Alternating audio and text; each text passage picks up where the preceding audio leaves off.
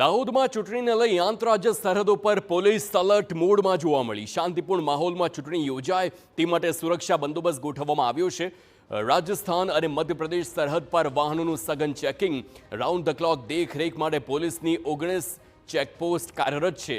દારૂ, હથિયારો અને શંકાસ્પદ સામગ્રીની હેરાફેરી રોકવા સતર્ક છે પોલીસ।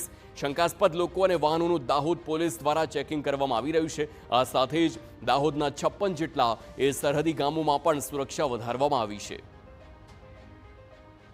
દાહોદ જિલ્લાને 200 કિલોમીટર ઉપરની રાજસ્થાન અને મધ્યપ્રદેશની બોર્ડર લાગે છે, તો આ ચૂંટણીને ધ્યાનમાં રાખી અને કુલ 19 જેટલી ચેકપોસ્ટો કાર્યરત કરવામાં આવેલી છે અને એ ચેકપોસ્ટ ઉપર 24 કલાક મેનપાવર ડિપ્લોય કરવામાં આવ્યો છે અને સઘન વાહન ચેકિંગ કરવામાં આવે છે।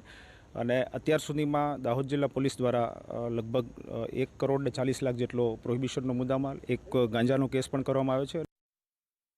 વાત હવે ચૂંટણીના માહોલ